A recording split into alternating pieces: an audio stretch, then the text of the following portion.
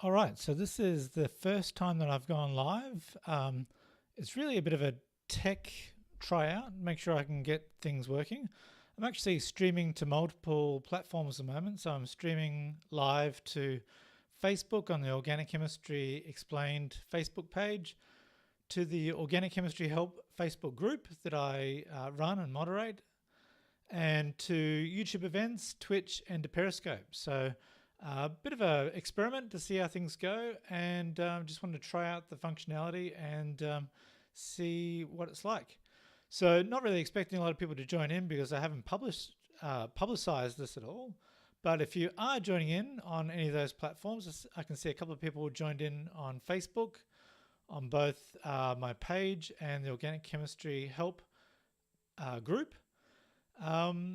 So what I wanted to do with this short session is just go through some questions that were posted to the Organic Chemistry Help Facebook group. So now that we're underway, I just wanted to let you know who I am. If you haven't really seen me before, maybe you're tuning in from another source where you're not familiar with me and what I do. My name is Mark Costa. I run the Organic Chemistry Explained website, have a presence on Facebook and Instagram, YouTube, and so on. And my goal is to help as many students worldwide with the organic chemistry studies. So if you aren't subscribed to me on YouTube, or you're not a follower on Instagram, or if you're not part of the Organic Chemistry Help Facebook group, then really go there, click follow, subscribe, whatever you like, and join in if you want any help with your organic chemistry study. So, but what I was going to do with this session is just quickly go through some questions that were posted to the Organic Chemistry Help Facebook group. There's 4 questions here. They're multiple choice, and they're synthesis questions that really come up a lot in organic chemistry exams and in organic chemistry practice problems. And particularly, I think these ones are quite early on, like Organic Chemistry 1, Orgo or OChem 1, and a little bit less of the OChem 2, but they're probably applicable to either of those subjects. So if we look at the first one here, we've got an alcohol. So let's just circle it. We've got the alcohol functional group, and we're going to try and convert that to a diol. And we're given only 4 different sets of conditions for doing this.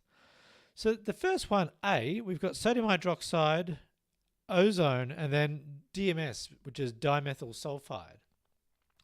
Now, sodium hydroxide and an alcohol is going to lead to a small amount of deprotonation in equilibrium. It's not going to lead to quantitative formation of the alkoxide, but nevertheless, it doesn't really matter because the next step is ozonolysis, and that is going to ozonolize a double bond. We don't have a double bond. We don't have an alkene in this molecule. So really, the first set of conditions there aren't going to lead to anything useful. The second, and the student who submitted this question had circled this one, so they thought it was correct, and I would agree with them, is 4 steps. So they're going to do a treatment with tosyl chloride. So tosyl chloride is TSCl, and pyridine. So remember, pyridine is a fairly mild base, this 6-membered heterocyclic amine. And those 2 conditions are going to turn the alcohol into a good leaving group. So we're going to turn that OH group into an OTS. So a tosylate is a good leaving group. Sometimes it's known as a pseudo-halide. So this is something that really is good at leaving with a pair of electrons. The second step here, we've got sodium tert-butoxide. I'll just switch to a different color for this. So we're going to go down here, and we're going to treat the molecule with sodium tert-butoxide. So that reagent is a strong base. We've got the tert-butoxide base. So I'll just redraw this because I can see that it's underneath my little picture there. So we've got sodium tert-butoxide, and that is the strong base OTBU. So it's a very hindered strong base, and it is going to deprotonate something. And in this case, we've got a good leaving group. So a base in a good leaving group in this situation, because it's a primary alcohol, a primary tosylate, we aren't going to favor an E1 mechanism because we would need to form a carbocation, and primary carbocations are extremely unstable. And so we're likely to get an E2 mechanism in this case, and we're going to get removal of that proton there. It's the only one that is adjacent to the leaving group, and therefore it's the only one that is going to be pulled off for the base in an E2 mechanism. So let's just draw that in. We're going to get this come in and attack that proton. Electrons flow in here to get a double bond. Electrons go out onto the tosylate, and we end up forming an alkene. And that alkene is going to be quite simple in structure. It's just going to be this one here, which is commonly known as isobutylene, or if you want to name it according to our UPAC rules, it would be 2-methylpropene. Okay, so there we go. We've got our product to the second step. Then in conditions B, we're going to treat that with MCPBA. So MCPBA is a per acid. So it's a aromatic ring with a carboxylic acid, but it's not a normal carboxylic acid, it's a per acid. So we have two oxygens bonded together, and that makes it fairly reactive, and it's an oxidant. So that's MCPBA. The most common peroxidation or oxidation agent for forming epoxides. You can do it with other per acids, but certainly MCPBA is commercially available, and it's the most commonly used one, and you'll see it a lot in your organic chemistry studies. So it's going to form an epoxide across that double bond. So we're going to replace that CC double bond with a new bond to oxygen there. So I'll just actually draw that in a different color. So we're going to form a bond to an oxygen across there. And the product is going to be, just draw it here. Mindful not to go off the edge of the page there. So we're going to get this formed as the product. Okay, so almost to the final step. So we've done MCPBA. Last step is this number 4 here. We're going to treat it with aqueous acid, H3O+. And so aqueous acid is going to protonate that epoxide and then make it much more liable to spring open and it get attacked by a nucleophile. So we could draw out H3O+ like this. You know, for this question, we don't need to draw the mechanisms, but it often helps us sort of work out what's going on. We're going to get a protonation to give us an intermediate where we have that epoxide oxygen has been really made much more reactive. And so that's our intermediate. And so when so what can happen is, because one of the centers there is a tertiary center, we can generate a tertiary carbocation. So this is going to spring open to generate a carbocation, and that's going to look like this. So we got our alcohol here, and then a positive charge. And then I won't go through the full mechanism, but we're going to get attacked by the water and then lose a proton from the intermediate, which would have a positive charge. And so the attack by water would initially happen here, and then we would lose, sorry, not H2O, we would lose a proton and end up with the diol as our product. I'll just draw it out slightly differently there. So we'd end up with this 1,2 diol. Okay, so that's the product, and that's what we wanted to get out of this series of steps. So really, this is the only correct answer to that question. So why are the other ones incorrect? Well, the first step of option C is the tosylation. So we'll end up with the same first compound, and then a base second step. So we'll end up with the isobutylene, this alkene, and then we treat that just directly with acid. And if we treat that alkene with acid, we're just going to get hydration. So this will end up hydrating that alkene, and we'll get the Markovnikov product. So we'll get hydrogen added to one side and an OH added to the other, and that's going to end up giving us just an alcohol, not a diol. The fourth set of steps, we've got tosylation, treatment with a strong base again, so we're going to get to that same alkene, but then we're going to treat it with borane followed by hydrogenation. So borane is a way of doing hydroboration, and we do that in an anti-Markovnikov addition. So we're going to get a hydrogen added to the more substituted side of the double bond, and after oxidation, which we don't do in this case, but if we did an oxidation, we would end up with an oxygen on the less substituted side. So we get the anti-Markovnikov product. However, if we do our hydrogenation, so I think overall this would end up with just a hydrogen on each end if we do hydrogenolysis of that borane intermediate. And so this is also not going to lead us to the desired product. Okay, so let's have a look at the second question. So we've got, once again, 4 different options here. We've got an alcohol being converted into an epoxide. So let's look at the first set of conditions. Sodium hydroxide is going to set up an equilibrium with this molecule where we get a small amount of the alkoxide being formed, like this. And then MCPBA will really do nothing to that. MCPBA is looking for an alkene to react with to do an epoxidation. You can do other reactions as well. Later in your course, you might have come across the Baeyer-Villiger oxidation, but that is on a ketone, so that's still not relevant in this case. So that's not going to be right. The second possibility is tosyl chloride and pyridine. Okay, so let's do that. Tosyl chloride and pyridine is the conditions that will give us the O-tosylate, the tosylate. Good leaving group. So when we treat this with a base, we're going to get an elimination. In this case, we're doing this with a non-hindered base, sodium hydroxide, not very hindered. And in these conditions, instead of, in the previous case, we only had one possible alkene product. In this case, we have 2 possible products. So we have a bunch of protons at the end of the chain on these methyl groups. They could be removed in the elimination, but we also have protons on this position here that could be removed. And when it's a non-hindered base, like sodium hydroxide, then we tend to get the what's known as the Zaitsev product. So the green protons will be removed with sodium hydroxide to give what's called the Zaitsev product, and it's going to have the double bond where we have as many substituents on that alkene as possible, so that we end up generating a tri-substituted double bond rather than the other possibility, which would be a di-substituted double bond.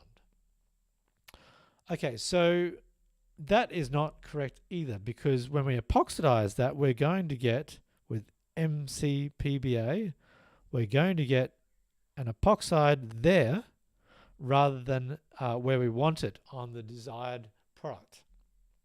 Okay, so that's also not correct. The next set of conditions are very similar. We do tosylation first, so same intermediate, but we treat it with a hindered base, sodium tert-butoxide. So when we get to that intermediate there, instead of pulling off the green, one of the green protons, because it's so hindered, we're going to go for the less hindered purple protons. There's 6 of them, so there's plenty to choose from, and we're going to get a different elimination product. So this is going to give us, so this step here, I'll just go down to this position down here, and we'll draw out the product that's going to be a alkene being formed out this way, and we would call that the Hoffman product. So the Hoffman product is the other possibility instead of the Zaitsev product. And this one is only di-substituted. And we know the more substitution on an alkene, the more stable that alkene is. So the Hoffman product is not the thermodynamically favored product, but the kinetically favored product. It's the one that's formed faster when we have a hindered base doing the deprotonation in that elimination step. And so because it's a reasonably strong base and there's a lot of protons, it's hindered, we can imagine this going via an E2 mechanism where that, this O-tert-butoxide can pull off one of those protons, form a double bond, and kick out the tosylate at the same time. It's a little bit of a grey area between E1 and E2 mechanisms, but in this case, I think it's a strong enough base that we're probably going to get an E2 mechanism. in any case, we're going to get the Hofmann elimination. And in fact, if it was an E1 mechanism, because it goes via carbocation, we might be more likely to get more of those 8CF products. So bromine and water. So what happens there? So if you look at the mechanism for bromine and water, we get an intermediate bromonium ion. So we get bromine is a strong electrophile. As it approaches that alkene, we're going to get the electron density sort of being pushed towards one of the bromines because it's quite polarizable. And so it is going to get attacked by the alkene, and electrons are going to go out onto that other bromine, and it's going to act as a leaving group, and we're going to get an intermediate bromonium ion. So we're going to have, you might see this drawn a variety of different ways. Let's just draw it with full bonds between each of the carbons of the bromine. So that bromine has used up one of its lone pairs to participate in a new sigma bond, so it has a formal positive charge. And the leaving group that we just kicked out is Br minus. Now, when we do this with bromine in a unreactive solvent, like say dichloromethane, then we'll end up with that bromide coming back in as a nucleophile, and we end up with the 1,2-dibromo product. However, this was done in water. And so what we're going to get is water acting as the nucleophile rather than bromide. Okay, and what's the reason for that? Well, even though bromide has a negative charge, the water is no doubt a solvent for this reaction. So there's much more of it than the small amount of bromide that we've kicked out. The bromonium ion is also highly reactive, and so it's not fussy about what nucleophile it reacts with. It just is more likely to react with the nucleophile that's in highest abundance. So in this case, and there's also there's a few other factors, but they're probably the most important ones. So water is going to come in and attack that bromonium ion and generate a new product. So we get two possible positions we can attack with water in this case. So the bromonium ion can be attacked at the primary position and open up, or it can be attacked at the tertiary position. And I think the most likely in this case is that we're going to have a very weak bond between the tertiary carbon and the bromine, because that carbon is more likely to stabilize, or more able to stabilize a partial positive charge, because it's like getting partway towards a tertiary carbocation. So I think we're going to get water come in and attack here like this and break that CBr bond like that. And we're going to end up, after we lose, so we're going to, in the mechanism here, so we'll draw out another step, we're going to lose a proton, and we're going to end up with a bromo alcohol. So running out of space here, but I'll just draw it down here. End up with the bromine here, alcohol there, and that methyl group there. And then the final step is we have sodium hydride, so a very strong base. Hydrogen is not a strong acid, so the conjugate base of hydrogen is hydride, by far strong enough to quantitatively deprotonate an alcohol to form an alkoxide. And so this is going to be deprotonated by the H minus, and I'll just draw this out a little bit differently so we can see how that happens. So the hydride comes in, electrons go onto there, and we get an intermediate like this, and an alkoxide. And then our final step is that that's not stable because we've got a good nucleophile and a good leaving group in the same molecule near to each other. So this is going to attack the carbon next door and kick out the bromide, and we get through to our final product, the epoxide. And so this intermediate here, we call this a halohydrin. Okay, so that halohydrin, when treated with base, can form an epoxide, and that's reversible. We can actually treat epoxides with HBr, and we'll do the reverse reaction and get to a halohydrin from the epoxide. So that's the correct answer, C. What about D? Why is that not correct? Well, sodium tert-butoxide will deprotonate that alcohol to a certain extent. It'll be in equilibrium. They're both alcohols, tert-butanol and this one. So there'll be probably close to a 50-50 mixture of this alkoxide and the tert-butoxide. So we're going to get that, and then treat that with bromine. And really, alkoxides don't generally react with bromine. There's not any sort of sophomore level chemistry that you can do that way. And then, there's no sense from there treating with borane and THF and hydrogen. So that just doesn't really make any sense from there on.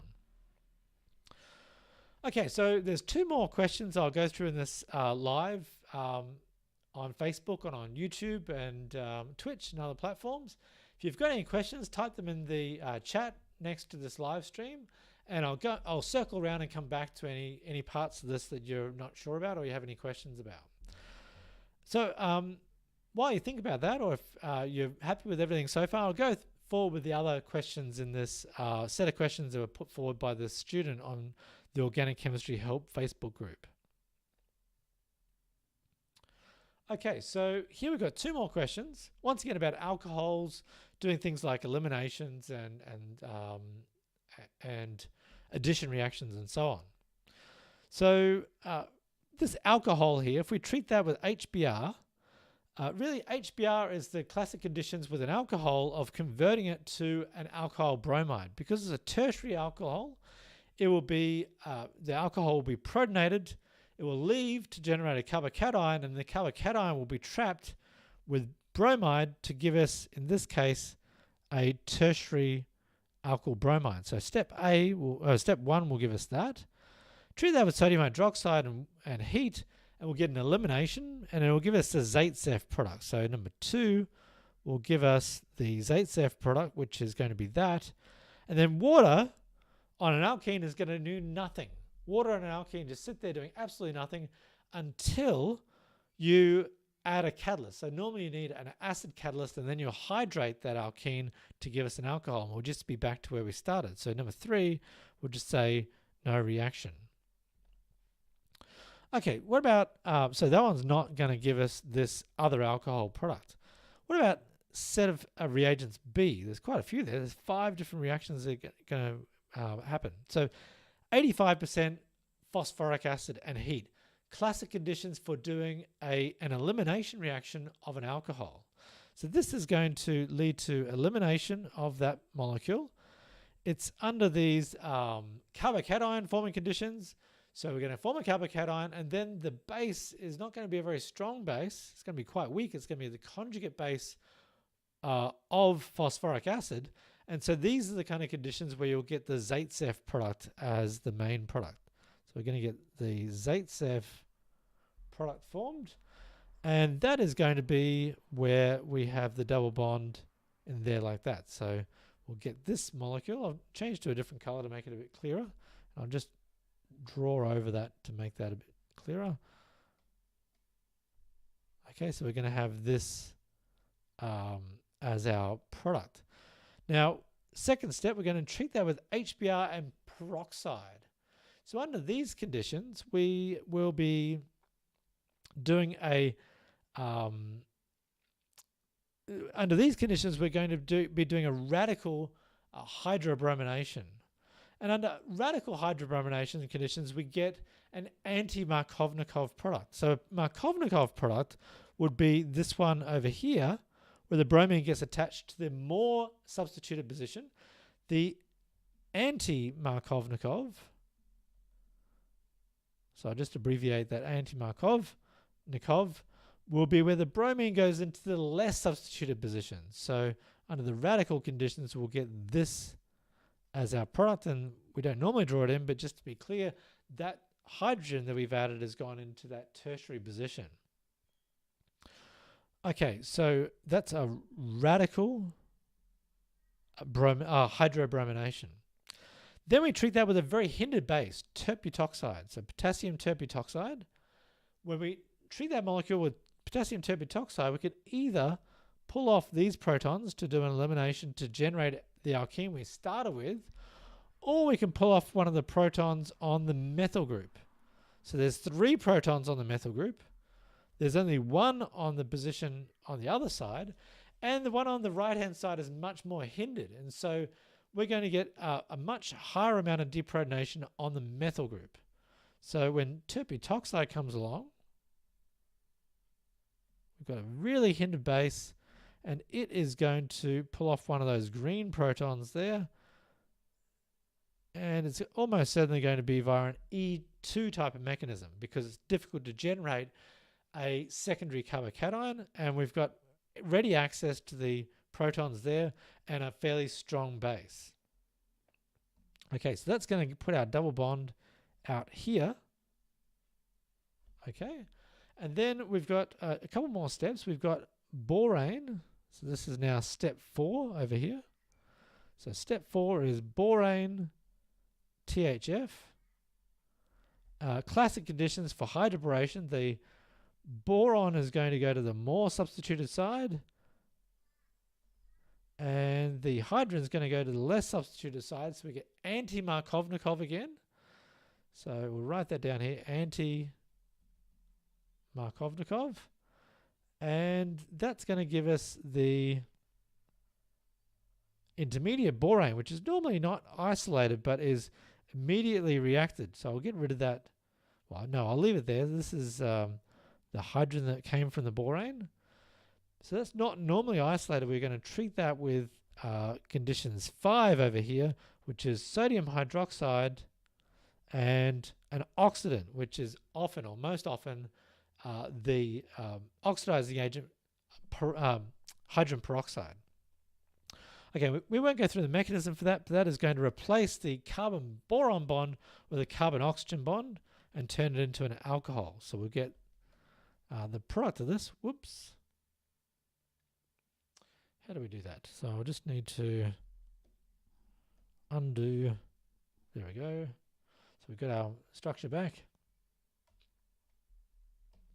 So we're just going to get the alcohol here and like that. And that's what we wanted in this desired product.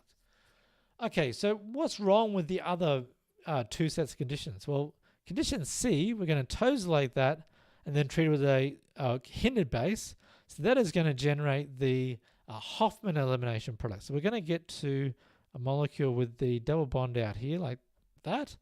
And then hydrogenation is just going to remove that double bond. So we're going to get to the alkane. And then alkanes are going to do absolutely nothing with acids. So that's going to do nothing. And so we're going to get just a simple alkane, a branched alkane as the product. Conditions D, tosylation, treatment with a strong base, we're going to get that Hofmann elimination product. And then when we treat that with bromine and water, we're going to get a halohydrin that then gives us an epoxide with sodium hydride. So that is going to give us the molecule where we have an epoxide where we had that alkene. Okay, so that's also not the desired product. Okay, so we're on the home stretch here. We're on the final question, which is question 4 out of this set of questions given to me on the Organic Chemistry Help Facebook group. And I want you to just ignore the circle here. So the correct answer is not A, and I'll go through the reasons why. So in this case, we want to convert this bromo alcohol into this tetrahydrofuran, this 5-membered ether ring. So let's just number this. We've got a carbon atom 1, 2, 3, 4, 5, 6. Here we've got 1, 2, 3, 4, 5, 6. So it really does look like we've got oxygen still attached to 2, like we did in the starting material. And we've now got a new bond between carbon 5 and the oxygen. And there's carbon 5 there. It's got a good leaving group, bromide. So it seems reasonable if we treat it with a base and then heat it, we should just get the alkoxide formed, and then it should attack there and displace the bromide, and you're done. However, that's not the best way to do this. The reason, there's a few reasons why. Firstly, sodium hydroxide is not a very strong base, and indeed you'll only get a small amount of the alkoxide formed in equilibrium. So we get a small amount of the alkoxide formed from this in equilibrium. So we'll have the bromine there, like that. And that small amount is going to sit there and not going to engage in an SN2 reaction very quickly. So it could go and form that 5-member ring, but it's a secondary position. We know that SN2 reactions at secondary alkyl bromides are not particularly fast. So what instead happens, faster is that the sodium hydroxide acts as a base and does an elimination of this molecule. So it can do an E2 elimination, and it'll mostly happen to give the Zaitsev product. So we'll get hydroxide coming in and removing one of those protons, electrons going into here, and then eliminating to give a byproduct, which will be, looks like this. And that's not what we want. So how do we do this? Let's go to conditions B. Phosphoric acid and heat, classic conditions for elimination to give a Zaitsev product. So we're going to get, in that case, B is going to give us, B1 is going to give us a molecule that has the bromide still intact. And then we're going to get the double bond there. And then, well, it's going to be mostly the E double bond because that's more stable. So mostly the E product there. Okay, when we treat that with MCPBA, we're then going to get that turned into an epoxide. So there's our bromine there. We're going to give an epoxide formed there like that. And then we treat that with acid and water, and we're just going to get a tack from either end of that to give us some diols. So we've got some stereochemistry here. We won't worry about that. We're going to get mixtures. But we're going to get a diol formed. The bromine is going to be unaffected. We're going to end up with a hydroxyl group there and a hydroxyl group there. And that is not what we wanted. So that's not the correct answer. What about C here? So condition C, HBr. Really not great on secondary alcohols, but we could imagine HBr forming the alkyl bromide. So we could convert this molecule to the corresponding alkyl bromide. So just bear with me. So this will be a bromine there, and then the rest of the molecule. We treat it with sodium hydroxide. We're going to eliminate across here. So we're going to get a double bond there, and then treat it with MCPBA, and we're going to get that formed into the epoxide. So that's not going to be what we want either. Conditions D. Okay, we're going to treat this with sodium tert-butoxide. So where am I going to draw D? So I'll just put curtain off a bit of space over here. Okay, so conditions D. Okay, we're going to initially treat it with sodium tert-butoxide, and we're going to get a molecule with, I'll just ignore my template for now. We're going to get some of the alkoxide formed and bromide. That's going to be equilibrium because the two alcohols are of similar acidity. So what's going to happen in competition with that is elimination of the bromide. So because it's hindered, we're going to also get some elimination through an E2 mechanism. So we're going to get tert-butoxide come in, and it's going to remove that proton. Electrons go into here, go there, and we're going to get some of the alkene formed. How many carbons do we have here? So 1, 2, 3, up to there, and that will be the alcohol. So after we quench the acid, we're just going to get that alcohol. We're going to then treat that with bromine. That's going to add across the double bond. So that's just going to give us the dibromide, like that. And then we're going to treat that with hydrogen palladium. It's really going to do nothing to this molecule. That's conditions for hydrogenation of an alkene. So this is also not the right conditions. Okay, so we're just left with E. How's E going to work? Well, firstly, we're going to treat the molecule with potassium tert-butoxide. And we said before that's going to lead to elimination. So we're going to have this molecule that we had in D as our initial product. So for E, let's just draw out the first step is going to result in an alkene that looks like this. Okay, then we treat it with a mercury 2 salt. So mercury 2 salts lead to oxymercuration. So oxymercuration is often where we have a mercury 2 salt in the presence of water, And we get an intermediate where that binds to the mercury 2, which we can think of as being a mercury with a plus and then an OAC minus. We're going to get an intermediate where that forms a mercurinium ion. So we have a 3-membered ring with mercury in it, OAC, and overall that's going to have a positive charge. And then we've got a nucleophile in the same molecule. So if water can attack the mercurinium ion, then the alcohol can also do the same thing. So the alcohol can act as a nucleophile and attack. It's going to attack the side that is more able to support a positive charge. So it's a bit like a partial carbocation. So we're going to attack the secondary side and not the primary.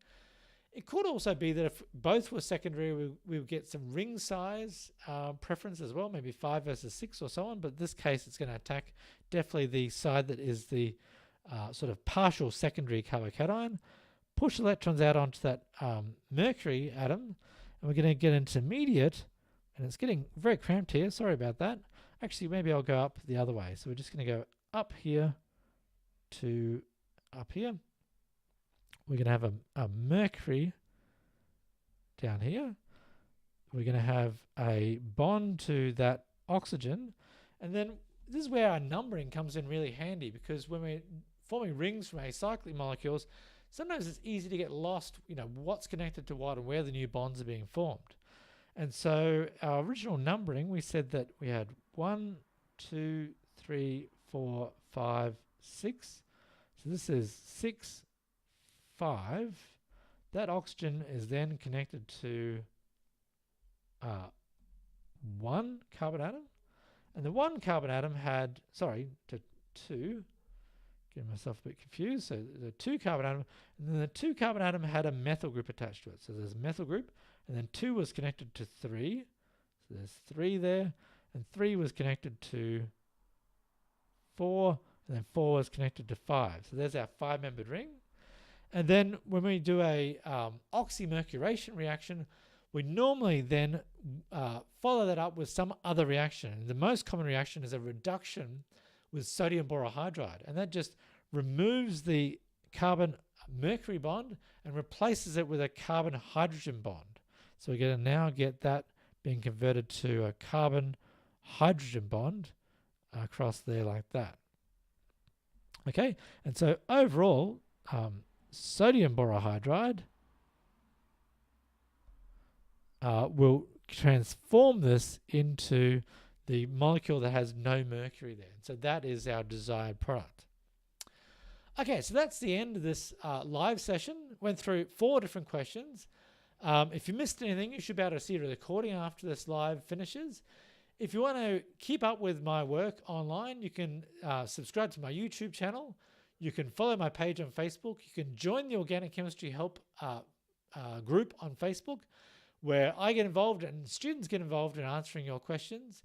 You can go to my blog, organicchem-explained.com, or you can follow me on Instagram or Twitter or any of the other major social networks. So once again, my name is Mark Costa from Organic Chemistry Explained. Thanks for watching this. I hope you found it useful. And please leave a comment or share with anyone you know who might find this information useful. Thanks and good luck with your studies.